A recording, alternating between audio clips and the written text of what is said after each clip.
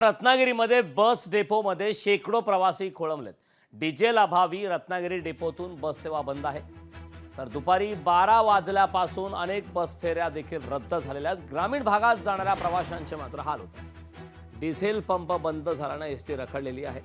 ST बसेसना लागणारा diesel उपलब्ध न झाल्याने आज दुपारपासूनच रत्नागिरी बसस्थानकावरील शहरी आणि ग्रामीण वाहतूक व्यवस्था ठप्प झाली। या संदर्भात ताजे अपडेट देण्यासाठी आपले प्रतिनिधी निसार शेख आपल्यासोबत जोडलेले आहेत। निसार, दुपारी 12 वाजल्यापासूनच प्रवाशांचे मात्र मोठ्या प्रमाणात हाल झालेले आहेत। बस डेपोमध्ये शेकडो प्रवासी अडकून पडलेले आहेत।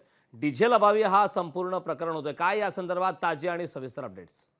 एकंदरीत खरं आपण जर पाहिलं तर एसटी बसेसना लागणारा डिझेल उपलब्ध न झाल्याने सोमवारी दुपारपासून रत्नागिरी बस स्थानकावरील शहरी आणि ग्रामीण वाहतूक व्यवस्था ठप्प झाली होती। आपण पाहिलं तर दुपारी 12 वाजल्यापासून रत्नागिरी बस स्थानकातील बसेस स्थानकापासून खुलमूर आल्या होत्या। संध्याकाळ झाली तरी शहरी किंवा ग्रामीण भागातील बसेस सुटल्या नव्हत्या, त्यामुळे बस स्थानकाची मोठी गर्दी होती। त्यात आज श्रावण सोमवार होता आणि दुसरी गोष्ट आपण जर पाहिलं तर ह्या बस सेवा ठप्प झाल्यामुळे शाळेतील जी विद्यार्थी आहेत त्यांचेही मोठे हाल झाले। त्यामुळे नोकरदार विद्यार्थी हे त्याच्यामध्ये अडकले होते।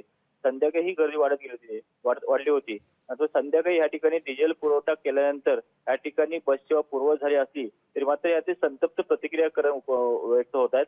मनसे आक्रमक झालेले आहे, कारण काय सातत्याने सांगितलं जातं की अशा पद्धतीने डिझेलचा पुरवठा होत नसेल, डिझेलचा पुरवठा करून घ्या किंवा त्याची सरकारकडे मागणी करा। तर आज आपण जर पाहिलं तर ह्या एसटी बसेसच्या डिझेलचा पुरवठा न झाल्यामुळे शाळकरी विद्यार्थी असो, नोकरदार असो किंवा श्रावणी सोमवार निमित्त जे बाजारपेठेमध्ये आलेले लोक असो यांची मोठ्या संख्येने गैरसोय झाली होती। ते मनसे पूर्णपणे आक्रमक झाली। करण नक्कीच निसार, खूप खूप धन्यवाद या सविस्तर अशा माहितीबद्दल।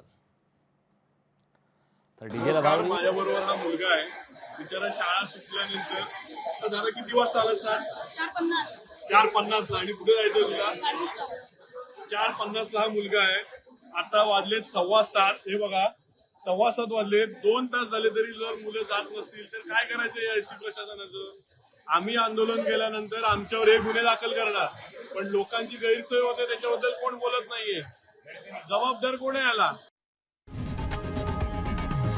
लोकशाही मराठी ऐका, पहा, जागरूक रहा।